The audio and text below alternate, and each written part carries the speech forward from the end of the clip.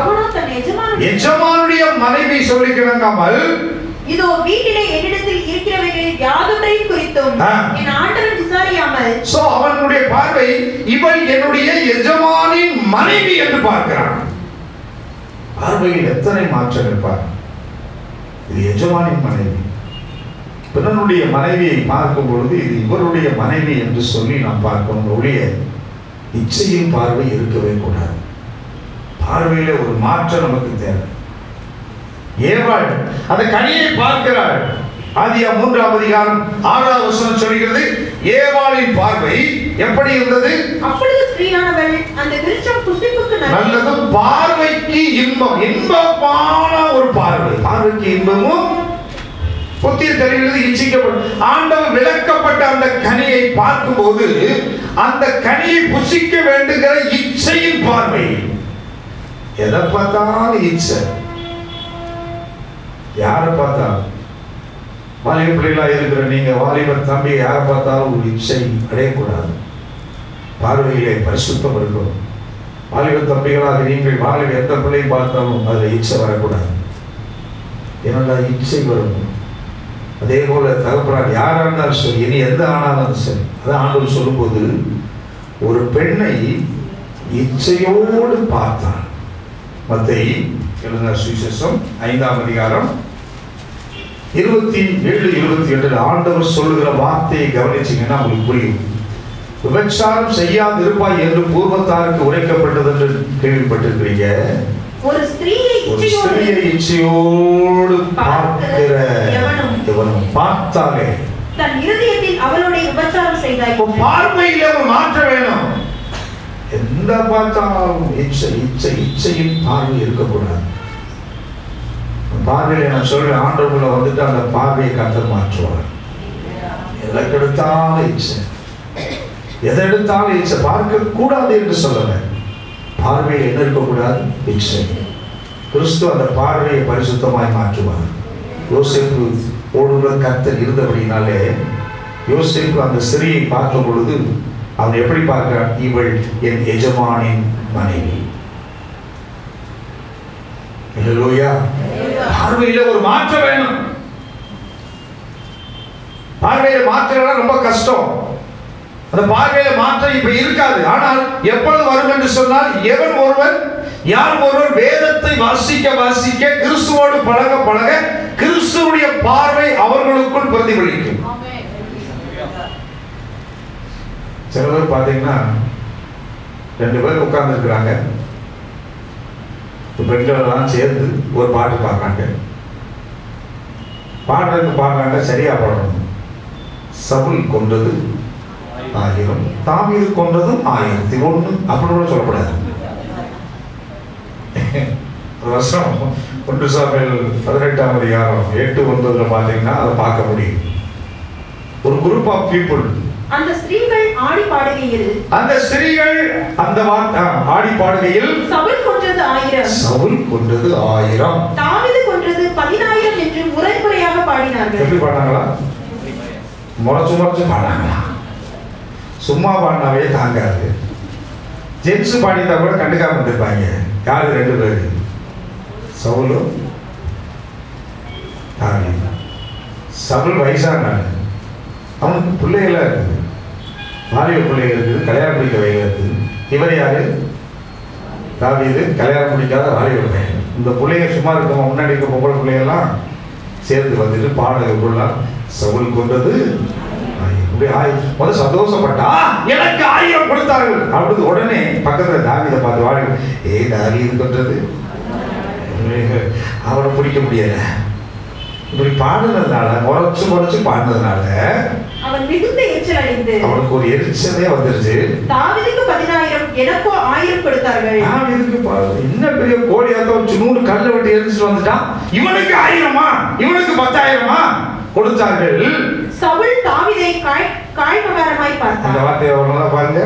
சவுல் தாவீதை அந்நாள் முதற்கொண்டு, என்னைக்கு இவங்க சிம்பிளா ஒரு பாட்டை பாடிட்டு போயிடுவாங்க. அந்த பிள்ளைங்க பொம்பளை பிள்ளைய ஒரு லேசா ஒரு வார்த்தை சொல்லிட்டா போதும், பிடிச்சி போச்சு. அதனாலதான் எச்சரிக்கையா இருக்கணும். அவன் என்னதான் சொல்லுங்க, உலகத்துல என் வீட்டுக்காரர் அழகு அப்படின்னு சொல்லணும். அதை விட்டு நீ அந்த பக்கத்து இருக்காரு பாருங்க, இது நல்லா இருக்காருல்ல சொல்லிட்டா முடிஞ்சு போச்சு. சவுட்டு அந்நாள் முதற்கொண்டு இங்க அப்படி கிடையாது, அவனை தான் பார்ப்பாங்க. கைமாற பார்வை, காய்மகார பார்வை. இந்த காய்மாற பார்வையெல்லாம் மாறணுங்க. கிறிஸ்துவ சரியா இல்லாதவனுக்கு என்ன பார்வை வரும்?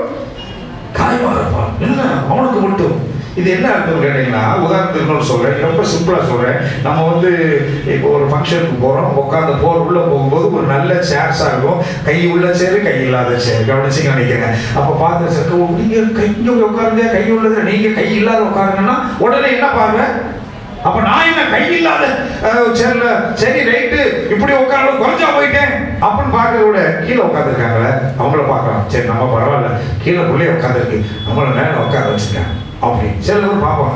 என்ன என் பிள்ளைகள் மட்டும் கீழே உட்காந்துருக்கு, மற்ற பிள்ளைகள்லாம் மேலே உட்காந்துருக்கு. இதெல்லாம் என்ன பாருங்க, இதெல்லாம் மாறணும்.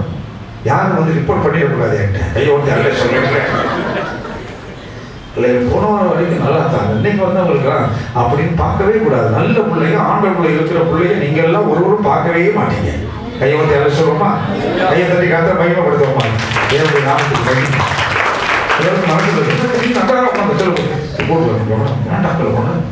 அந்த அண்ணே போக சொன்னார், கேளு உனக்கு அறிவு வச்சு எனக்கு இல்லையா மகிழ் ஏன் நான் இல்லைங்க உங்களுடன் இருக்கிறேன் அப்படின்ட்டு அப்புறம் திருப்பி விட்டுருவாங்க பிள்ளைங்க.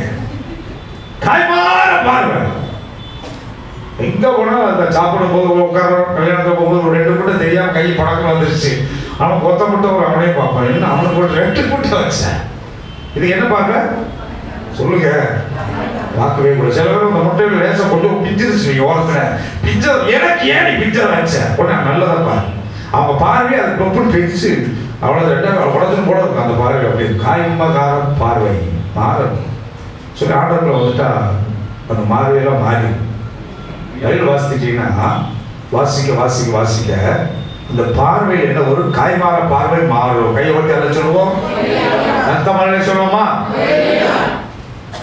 பார்வை மாறணும். ஆதியா 19ஆம் அதிகாரம் 17வது வசனம் 17:26 பின்னிட்டு பார்க்காதன்னு சொல்லிட்டார் ஆண்டவர். பின்னால பார்க்காத, உன் ஜீவன் தப்பி ஓடி போ, பின்னால பாராதே, பின்னால பார்க்காத, பின்னால பார்க்காத அப்படின்னு சொல்லியாச்சு. உடனே அங்கே கவனிங்க, இப்போ எல்லாம் இருக்கிறீங்க, திடீர்னு கதவை திறந்து ஒருத்தர் வந்தாங்கன்னா நீங்க என்னை பார்ப்பீங்களா, திறந்து வர பார்ப்பீங்களா? இப்படி அறிவாளியா இருக்கிற வரைக்கும் என்ன செய்ய முடியும்? நம்ம எங்க உட்காந்துருக்கோம்? அப்படியே இந்த சினிமா தேட்டர் பாருங்க, உட்காந்து திரைய போட்டாங்கன்னா இவனுக்கு அவங்க பக்கத்துல வந்தீங்களா, நான் பார்க்கல, ஏன்னா அங்கேதான் பாருங்க, அது எங்க செல்போன் போகணும், செல்போன் எடுத்து பார்க்குறேன். நீ ஒரு குறுக்கில் இருக்க போய் வீட்டுக்குள்ள போய் ரூமெல்லாம் போய் என்ன நினைச்சேன் உள்ள வந்தியம்மா, நான் பார்க்க எல்லாம் கிளீன் பண்ணிட்டு போயிட்டேன். ஏன்னா பார்வை அப்படி இருக்கு, அதுக்கு மட்டும் அப்படி பார்க்க தெரியுதே. ஆனா சொன்னால் பின்னால பார்க்காத,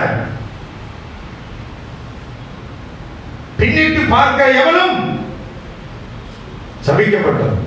கலப்பையின் மேல் கையை வச்சுட்டு பின்னால பார்க்காத, பின்னால பார்க்காதன்னு சொல்லிட்டா பின்னால பார்க்காதீங்க. கிறிஸ்துக்குள்ள வந்துட்டோம், ஆண்டவருக்குள்ள படிக்கட்டு ஏறி வந்துடும். இப்போ போய் பின்னால பார்க்காதீங்க. பின்னால என்ன அர்த்தம்? போனோம் நான் ரச்சு போடுறாங்க முன்னாடி ஞாயிற்றுக்கிழமை என்னென்ன செய்ய தெரியுமா, அப்படி உட்காந்துக்கிட்டே பார்க்காத, அப்படி பார்க்காத, போதும் முடிஞ்சது. பின்னால பார்த்து பார்த்து போதும். பின்னிட்டு பார்க்காதன்னு சொல்லி சொல்லி போனா 4 பேரும் போறாங்க, 3 பேரும் பார்க்காம போறான். இந்த அம்மாவுக்கு மட்டும் லேசா திருப்பி, ஐயோ கருவாடெல்லாம் காய போட்டு வந்தேன், ஓ மொழிலாம் வந்த மொழி அதை எடுத்துட்டா வந்துக்கலாமா அப்படி திருப்பி பார்ப்பாங்க. பின்னிட்டு பார்க்காது, பின்னிட்ட பார்வைகள். ஆண்டவர்களை வந்துட்டா பின்னால பார்க்க மாட்டேன், இயேசுவின் பின்னால் நான் சொல்வேன் பார்க்க மாட்டேன். இனிமேல் ஆண்டவர் தாங்க, இனிமேல் வாழ்க்கை எப்படி ஓடட்டும். பின்னிட்டு பார்த்தா பின்னால் ரெடியா இருக்கும், பிடிச்சிடும், அழுத்துரும். பார்வோன் சேனைகள் எப்ப எப்ப காத்து இருக்குது. சாத்தானுடைய வல்லமை பின்னிட்டு கட்சிகள் சிங்கம் போல யாரை விழுகலாம் என்று வகை தேடி வரலாம், டக்குன்னு வெடிக்கிட்டு போயிடுவான். கர்த்தர் கிருபையா நம்ம ரட்சித்திருக்கிறார். அல்லேலூயா. பார்வையில ஒரு மாற்றம். பார்வையை சிலர் பார்க்கும்போது பயமா இருக்கும். நீங்கள் கண்ணாடியில் போய் உங்க மூஞ்சியை நீங்களே பார்க்க, அப்படி உங்களுக்கே தெரியும் பார்வையில மாற்றம் இருக்கணும். நல்லா பாருங்க, ஏன் அப்படி ஆண்டர் நல்லா கண்ணு நல்ல கண்ணு தானே உங்களுக்கு. நல்ல கண்ணு கொடுத்துருக்காரா இல்லையா? என்ன மாதிரி கண்ணு இல்லையா? கண்ணாடி படம் அது கூட இல்லை. இப்போ நல்லா பார்க்க, நல்லா அதை விட்டு இப்படி உத்து பார்க்க, மறைச்சு பார்க்க, அப்படின்னு பார்க்க. சில பேர் பார்க்க என்ன பாரு ஃபுல்லாக அதில் என்ன பார்க்கணும்? நெருப்பு பார்த்தீங்களா? ஆரம்ப பொருள் மதுரைனாவே நெருப்பு பாருங்க, பார்வதே பொழுது இல்லை. நெத்திக்கு பாரியா பார்த்து அந்த சந்தேகி போல அப்படி பார்வை ஒரே பார்வை ஒரு மாதிரி அதை பார்வை வித்தியாசப்படும். ஒரு ஒன்று பிள்ளைக்கு போகுது, ஒரு வீட்டுக்குள்ள போகுது, பார்த்தோன்னே அந்த பிஸ்கட் பார்த்து ஆசையாக எடுத்து சாப்பிட நினச்சி அவங்க அம்மா பார்க்கும். மல்லிகை விட்டு போய் காற்றை பிடிச்சி கிரியாது, என்னவா பிஸ்கட் தர வாங்கி அப்படி சொல்லுவாங்க. உனக்கு நான் அன்னைக்கு வாங்கி கொடுக்கலையா, இன்னைக்கு வாங்கி கொடுக்கலையா, வீட்டில் திக்கலையா, கேவலமா இல்லை அப்படின்னு அதையெல்லாம் கேட்டு போலமா தான் வாங்கி கொடுத்தேன். அதுக்கு அந்த வாக்கியம் கொடுக்கல, அது கேஷுவலா பேசு. பார்வைகள் மாறணும். பேசுறோம் என்ன நினைப்பாங்க, எனக்கு கேவலமா நினைப்பாங்க. நல்லா பார்த்தீங்கன்னா தாயை போல அது சொல்லி கொடுத்த பண்ணி என் மாமி அன்னைக்கு நீங்களா போய் அதை செஞ்சாங்க. அந்த வீடு வேற, இந்த வீடு வேற. அந்த வீட்டில் செய்யலாம், இந்த வீட்டில் செய்யலாம். இதான் எனக்கு இப்படி தெரியும். பார்வையில் ஒரு மாற்றம் ஆண்டோட வந்தால் கண்டிப்பாக பார்வை ஒரு மாற்றம் இருக்கும். கையை ஒட்டியால சொல்லுவோம் அல்லேலூயா. வசிக்கலாம் ஆதியாகமத்தின் புஸ்தகம் 39ஆம் அதிகாரம் 2-3வது வசனம். 3வது தேவனுடைய பழகும்போது கர்த்தர் பார்வை செய்கிற காரியம். கர்த்தர் யோசேப்போடு இருந்தார், அவன் காரிய சித்தியுள்ளவன் ஆனான். மார்க் எழுதின சுவிசேஷம் 5ஆம் அதிகாரம் 15வது வசனம். 3வதாக மார்க் 5:15. இயேசுவினிடத்தில் வந்து லேகியோனாகிய பிசாசுகள் பிடித்திருந்தவன் வஸ்திரம் தரித்து உட்கார்ந்து புத்தி தெளிந்திருக்கிறதை கண்டு பயந்தார்கள். 3வது ஆண்டவரோடு ஒருவன் பழக ஆரம்பிச்சிட்டாலே அவன் அணிகிற வஸ்திரத்தை ஆண்டவர் மாற்றுவான். தெய்வத்தை சொல்லமா? way of dressmaking அதை ஆண்டவர் மாற்றுவார். நேற்று வரைக்கும் ஜாலியா அரைக்குறையா ட்ரெஸ்ஸை போட்டுக்கிட்டு சுத்தி தெரிஞ்சான். யாரு? இந்த லேகியோ பிசாசு பிடித்திருந்த இவன். இந்த கதரையர் நாட்டினுடைய நாகரிகம் பெரிய கட்டிடங்கள் இருக்கும், தெருக்கள் இருக்கும், ரொம்ப அழகான ஒரு ஊர். அந்த ஊரானது கிரேக்க நாட்டினுடைய நாகரிகமா இருந்தது. அவங்களுடைய கிரேக்க நாட்டினுடைய நாகரிகம் ரொம்ப அழகா இருக்கும், ரொம்ப நேர்த்தியா இருக்கும். அந்த நாடுகள் பார்த்தீங்கன்னா அந்த ஸ்ட்ரீட்ல ரொம்ப அழகா இருக்கும். இன்னைக்கும் இருக்கிறது. அந்த பட்டங்கள் பார்க்கும்போது ரொம்ப அழகாக கட்டியிருக்கிறாங்க. அந்த இடங்கள் வீடுகள் எல்லாம் அவ்வளோ அழகாக ரொம்ப நேராக இருந்தது. எங்கேயும் ஒரு சின்ன ஒரு நிலம் அபகரிப்பே கிடையாது. அந்த அளவுக்கு தெரு அழகாக இருக்கும். நம்ம லேசாக ஒரு கண்ட வீடு கட்டிச்சோம், அது லேசாக ஒரு அடி வைப்போம், 2 அடி வைப்போம், அப்படியே ரோடே காண முடியும், அப்படியே பிடிச்சிருவோம். ஆனால் இவங்க முன்னாடி வச்சுட்டாங்க, நம்மளும் சரிப்படுத்திக்கிறோம். பக்கத்தில் உள்ள ஒழுங்கா இருந்தாலும் நம்ம முன்னாடி வச்சா நம்மளும் சரிப்படுத்தி அது எங்கேயா ரோடே காணாம போச்சு. ரொம்ப வேதனையான ஒரு காரியம். இப்படிதான் இருக்கும். ரொம்ப அருமையான ஒரு அந்த ஊர்ல ஒரு பழக்க வழக்கம் என்னன்னா, அங்க கல்லறை இருக்குல்ல, அந்த கல்லறையில பேய் பிசாசு இருக்குது, பேய் பிசாசுகள் அங்கே இருக்குதுன்னு சொல்லி அந்த ஊரே பயப்படும். இன்னும் கல்லறை தோட்டத்தை பார்த்தா, கல்லறைக்குள்ள பார்த்தா யாரும் பயப்படாம போறதே இல்லையா? அதாவது போன திரும்பிட்டு போயிடுவோம். என்ன வேணாம், அது பக்கத்தில் ஒரு மரம் இருக்கும் வச்சிருப்பாங்க. அதுக்குன்னே கல்லறை பக்கத்தில் ஒரு வேப்ப மரம், முருங்கை மரம், ஒரு ஆட்டை ஆடும்போது அப்படியே அது நல்லா பார்க்கும்போது பிசாசு உட்காந்து இருக்குது அப்படின்னு திரும்பாத ஓடிடு அப்படின்னு. அதே போல இந்த ஊர்ல இருந்தது. இந்த ஊர் மக்களுக்கு அந்த எண்ணம். ஆகையினால்தான் இவனுமே எங்க போய் இருந்திருக்கான், அந்த கல்லறை தான் போய் உட்கார்ந்துருக்கான். இப்படி வஸ்திரம் தரிக்காம இருந்த வாழ்க்கை இயேசுவை அவன் சந்திக்கிறான். அவன் பார்த்தவன் சொன்ன, உன்னதமான தேவனுடைய குமாரனே, உமக்கு எனக்கு என்ன வேதனைப்படுத்த வந்தேன்னு சொல்லி அவனை அந்த கோர பிடியிலிருந்து விடுதலை கொடுத்த உடனே கொஞ்ச நேரத்தை பேசினார். அவன்கிட்ட பேசினோடனே ஆண்டவர் முதல்ல அவன் போட்டிருக்க ட்ரெஸ், அந்த அரைமுறை ட்ரெஸ்ஸை கழட்டிட்டு நல்ல நீட்டா தகுதியான ட்ரெஸ்ஸை கொடுத்து உட்கார வச்சார். ஆண்டவருக்குள் இருக்கிற பிள்ளைகளுடைய வாழ்க்கையில அவர்கள் போடுகிற ஆடை, நீ அணிந்திருக்கிற ஆடையில ஒரு மாற்றத்தை தேவன் கொடுப்பார். ரொம்ப முக்கியம். ட்ரெஸ் மேக்கிங் ரொம்ப ரொம்ப ரொம்ப முக்கியம். ரொம்ப முக்கியம். சும்மா இஷ்டத்துக்கு ட்ரெஸ் போடுறதில்ல. சொல்லுவாங்க இந்த சினிமாவில் பார்த்தீங்கன்னா அவங்க அவங்க அவங்க அவங்க கேரக்டருக்கு ஏற்றபடி அதை போட்டு ஆடுவாங்க. அதே போல போட்டு ரோட்டில் நடக்க முடியுமா? போட முடியாது. தகுதி இல்லை. அந்த ட்ரெஸ்ஸுக்கெல்லாம் நமக்கு தேவையில்லை. அரைக்குறை ட்ரெஸ் வேணாம், நல்ல ட்ரெஸ்ஸா போடு. ஆண்டவர் சொன்னாலும் நிர்வாணம் காணப்படாதபடிக்கு எச்சரிக்கை. நல்லா போடு. நல்லா யார் வேணாங்கிறா? கிறிஸ்துக்குள்ள வந்த பிள்ளை அத்தனை பேருடைய ட்ரெஸ் மேக்கி கர்த்தர் மாற்றியே ஆகணும். மாத்திடுவார். அது உனக்கு ஆசீர்வாதம். எனக்கு பிடிச்சது, ஒரு குழந்தை பிறந்திருக்கு, தூதனை இறங்குறான், ஆடு மேய்ப்பனை பார்த்து சொல்றான், ஏதோ ஒரு குழந்தை பிறந்திருக்கிறது, அந்த பிள்ளையை துணிகளில் சுற்றி இருக்க காண்பீர்கள்.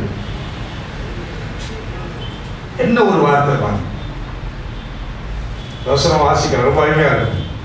லூக்கா 2ஆம் அதிகாரம் 12ஆம் வசனம், பிள்ளையை துணிகளில் சுற்றி முன்னணியிலே கிடத்திருக்க காண்பீர்கள். அழகா சொல்ற, பிறந்த குழந்தை கூட முதல்ல என்ன செய்ய சொல்றாரு? தேவன் சொல்ல ஆலோசனை தான். ஒரு சின்ன பிள்ளை பிறந்த குழந்தைய கூட நிர்வாணம் காணப்படாதபடிக்கு சேலையில சுற்றி நல்ல ஒரு ட்ரெஸ் போட்டு காட்டு. ஆண்டவர் அங்கேயே ஆரம்பிக்கிறார்.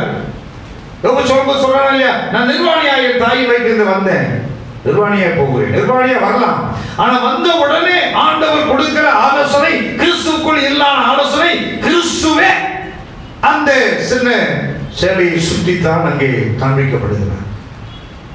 சின்ன குழந்தைய கூட நம்ம வீட்டில் சொல்ல தாயை ஃப்ரீயா விட்டு விடாத, அது பெரியாரான பழக்கம் உண்டு.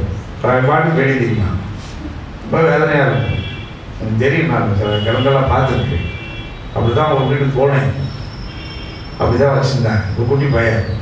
அப்படி ஃப்ரீயாக அந்த சொன்னேன், ஏன் இப்படி வச்சிருக்காங்க? அங்கே போனால் கழட்டி போட்டு போயிடலாம், கழட்டி போட்டு போயிடறாங்க. அந்த அதனால அந்த காலத்தில் என்ன செய்யலாம், ஒரு டவுசர் போட்டுட்டு இதில் வந்து நேரம் மேலே ஒரு பெல்ட் வரும், அப்படி பின்னாடி போட்டு கட்டிட்டு போய் என்ன ஆட்டம் ஆடினாலும் கலராது அப்படி போடுவாங்க. காப்பு நாடா மாதிரி போட்டுருப்பாங்க. சில மாதிரி பெரிய ஆள் கூட போட்டிருப்பாங்க. ஏன்னா அதுதான் கலராமல் இருக்கிறதுக்காக போட்டிருப்பாங்க. அதை போடணும். நான் கேட்கல. இன்னொரு ஒரு ஃபங்க்ஷனுக்கு போகிறோம், ஒரு துக்க போகிறோம், உசல்படிக்கு போன பொழுது அதே போல தெருவிலே தெரியும். நான் பார்க்கும்போது இது அவன் மகன் மாதிரி தெரியுது. பிடிச்சி ஏண்டா அப்படி இருக்கிறேன் அது இருக்கட்டும் ஒருத்தரும். அப்போ எங்கே போனாலும் அந்த வருது. நம்ம வீட்டில் கொஞ்சமாவது என்ன செய்யணும், ட்ரெஸ்ஸை போட்டு பழகணும். அந்த அம்மா பாருங்க, பிள்ளையை கொண்டு வந்து கொடுத்துட்டு வீட்டில் இந்த அம்மாவே ஒரு சட்டையை தச்சு போட்டான். பொண்ணு சாமி 2:19 அவன் சின்ன பையன், அந்த பையனுக்கு ஒரு சட்டையை தச்சு கொண்டு வந்து போட்டான். அவனை தைக்க சொல்லலை, ஒரு ரெடிமேட் வாங்கி கொடு. ட்ரெஸ் போடணும். Dress is very important. ஒரு சின்ன சட்டையை தைத்து கொண்டு அவரை பார்க்க வருவாங்க. வந்து ஒரு சட்டையை போட்டு நல்ல ட்ரெஸ்ஸை போட்டு ட்ரெஸ் போடணும், நல்ல ட்ரெஸ்ஸாக போடணும், சரியாக போடணும். புருஷனுடைய வரும்போது அவளுக்கு ஒரு சின்ன சட்டையை அவளே தச்சு, அவளை தச்சு நீ தச்சு போட மாட்டாங்க, ஒருத்தர் போட முடியாது.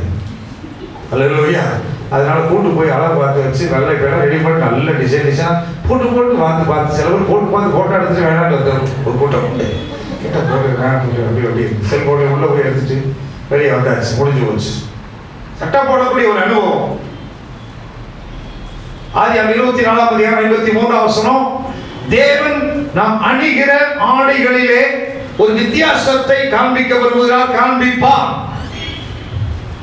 ஆதியாகமம் 24:53 வசனம்.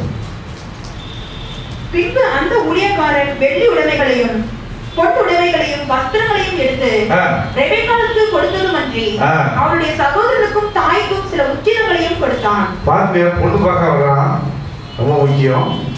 பொண்ணு பார்க்க வந்த உடனே அவன் வந்து எதை கொடுக்குறாங்க? வஸ்திரம் கொடுக்குறான். ஒரு ட்ரெஸ்ஸு ஒரு சேலை கொண்டு வந்து கொடுப்பாங்க. எது கொடுக்குறாங்கன்னா கட்டிக்கிறது பாஸ்டர். சிலவர் சொன்னால் அதை கட்டிட்டு வந்தால் ஓகே, கட்டலை வந்தால் ஓகே அப்படிங்க.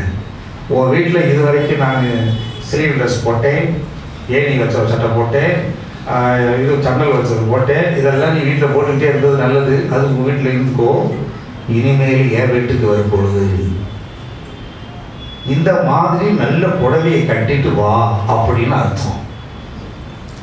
ஐயோ ஜல்லே சொல்லுங்களேன், பாஸ்டர் கட்டவே தெரியாது, புடவை கட்டி பழகிக்கும். அதுதான் கொடுக்குறாங்க, புடவையை கொடுக்குறான். இனிமேல் இப்படி கட்டிக்க. சில பேர் சொல்லுவான், இதுதான் நான் வாங்கி கொடுக்க கடைசி போடுவேன், இனிமேல் எப்போ வீட்டதே வாங்கிக்க. அங்கே அங்கே என்னைக்காவது ஒன்று அங்கே சொன்னாங்க, ஒரு பாஸ்டர் சொன்னாங்க, ஒரு நிச்சயதாரத்துக்கு போயிருந்தோம். அப்போதே கொஞ்சம் பாஸ்டர் நானும் உட்காந்துருக்கிறோம். அங்கே ஒரு பெரிய சபை. வந்த உடனே சேலை கொடுத்து விட்டாங்க, போயிட்டாங்க ட்ரெஸ் மாற்ற. நிச்சயதார்த்தம்னாவே அவங்க 3 மணி நேரம் கஷ்டப்பட்டு ஒரு ட்ரெஸ்ஸை போட்டு வந்திருப்போம் இல்லையா? பூ வைக்கிறனாலும் சரி, நிச்சயதார்த்தம் சரி. அப்படி சிரிச்சு அவங்க 5 நிமிஷம் கூட இருக்காது. 5 நிமிஷம் நான் ஃபோட்டோ வீடியோ எடுத்த உடனே திருப்பி ஒரு புடவை வந்து கொடுத்தேன், போய் மாற்றிட்டாங்க அப்படிம்பாங்க. இப்போ அவங்க திரும்ப போய் சீக்கிரம் வரணும், சீக்கிரம் வர முடியாது, கஷ்டம் இல்லையா? நம்மளுக்கு 3 மணி நேரம் போட்ட ட்ரெஸ்ஸே இப்போ தான் வீடியோ எடுத்துகிட்டு இருக்காங்க உருப்படியாக. அவங்க போனது லேட்டாக. அதனால தான் அவர் சொன்னார், பேசாமல் ஒரு சுடிதார் வாங்கி வச்சுக்கலாம் போலுக்கு. எதுக்கு வீட்டுக்கு போனோமா சுடிதார் மாட்டாங்கன்னா வந்தாங்களா அப்படி இது. அப்போ நான் சொன்னேன், அதுவுமே சரியாக பிடிக்கலன்னு என்ன செய்வேன், தச்சுக்கிட்டு இருப்பாங்க. சில காரியம் நான் இருக்கணும் பாஸ்டர் சொல்லி வேகமாக வேலை நடக்கணும் அவன் நினைக்கிறது. உண்மை என்னன்னா, இந்த புடவைகள் கொடுக்கும் பொழுது, அந்த வஸ்திரம் கொடுக்கும்போது, இனிமேல் உனக்கு இது தகுதியான வஸ்திரம். வஸ்திரத்திலே ஒரு மாற்றத்தை காண்பிக்கும்படியத்தான் தேவன் இப்படிப்பட்ட காரியங்களை நமக்கு கொடுக்கிறார். அல்லேலூயா. 132ஆம் அதிகாரம் 10ஆம் வசனம் சொல்கிறது, எனக்கு என்ன தேவ பிள்ளையே, நீ கிறிஸ்துவுக்குள் வாழ்கிறாய் என்று சொன்னால், ஆண்டவருக்குள் இருக்கிற பிள்ளைகள், சபைக்கு போற பிள்ளைகள், இயேசுவோடு பழகிற பிள்ளைகள், தகுதியான வஸ்திரத்தினாலும் நாணத்தினாலும் தெரிந்த புத்தியினாலும் தேவ பக்தி உள்ளவனுக்கு என்று சொல்லிக் கொள்ளுகிற ஸ்திரீகளுக்கு ஏற்றபடியே நற்கிரியைகளினாலும் தங்களை அலங்கரிக்க வேண்டும். தகுதியான வஸ்திரம் ஒன்று இருக்குது, அதுக்கேற்றபடி போடு. கண்ணை கரையே இருந்துட்டு கண்ணை கரையே ஒரு சேலை எடுத்து கட்டிட்டு வராது. எதுக்கு இது? நமக்கு தேவையில்லை. உன் தகுதிக்கு, உன் கலருக்கு ஏற்றபடி கட்டுது. தகுதியான வஸ்திரம், ஒரு சரீரத்துக்கு ஏற்ற வஸ்திரம். சும்மா அவங்க அப்படி போட்டாங்க வேண்டாம், நமக்கு தேவையில்லை. கரகாட்டம் ஆடுறவங்க அது போட்டால் அவங்களுக்கு அதே நம்ம போட்டு வந்தால் எப்படி இருக்கும்? பின்னாடி வரை கரகாட்ட காரியமாக ஆணும் தெரிஞ்சு வட்டாங்க அடிப்பா, ஏ ஆடு ஆடு ஆடு, ஏ ஆடு ஆடுங்க. அது எதுக்கு? ஸோ அந்த காரியங்கள் தான் விளக்கி விடும். கையோட்டியால சொல்லுவோம், தகுதியான வஸ்திரம் நமக்கு தேவை. எனக்கு அது பிடிச்சது 1 சாமுவேல் 17ஆம் அதிகாரம் 38-39 எனக்கு இந்த ட்ரெஸ் போட்டு பழக்கம் இல்லை, என்னை விட்டுருங்கன்னு சொல்றான். பழக்கம் இல்லாத ட்ரெஸ் போட வேணாம், நிறுத்துங்க. சவுல் தாவீதுக்கு தன் வஸ்திரத்தை உடுத்திட்டு அவன் சொல்றான், எனக்கு இது வேணாம், இது பழக்கம் இல்லைங்க, இந்த ட்ரெஸ் போட்டு எனக்கு பழக்கம் இல்லை அப்படின்னு சொல்றாரு. ஆனா அதே மகை கொடுக்க 1 சாமுவேல் 18:4 யோனத்தான் கொடுக்கும்போது போர்த்தி கொண்டிருந்த சால்வையை கழற்றி அதையும் வஸ்திரத்தையும் கொடுக்கிறான். கவனிங்க, ரொம்ப முக்கியமான காரியம். நேற்று வரைக்கும் தாவீது ஆடு மேய்க்கிற வஸ்திரம் போட்டுருந்தான். இப்போ உள்ள ராஜாக்கள் வந்துட்டான், நீ உன் ட்ரெஸ் மாறணும், ஒரு ட்ரெஸ்ஸை மாற்றணும். யோனத்தான் சொல்றான், நீ என்ன மாதிரி நீ ட்ரெஸ் போடு, நீ அரண்மனைக்குள்ள வந்துட்டு. அது போலதான் உங்கள் வீடுகளில் எப்படி வேணா இருந்திருக்கலாம். ஆனால் ஆண்டவருக்குள்ள சபைக்குள்ள வரும்போது தேவன் சொல்லுகிற தகுதியான வஸ்திரத்தை மாற்றி நான் கிறிஸ்துவோடு பழகுகிறேன் என்பதை நான் காண்பிக்கிறவளாக காணப்படும். தேவன் ட்ரெஸ்ஸை கரெக்டாக இருக்கும். ட்ரெஸ்ஸில் ஒரு மாற்றம். ஆண்டவரோடு பழகினா முதல்ல என்ன மாற்றம்? பேச்சில் மாற்றம். அப்படியே பேசட்டும். சிலர் பார்க்கணும், அப்படியே அவங்க வீட்டில் எப்படி பேசுவாங்கன்னு தெரியும்.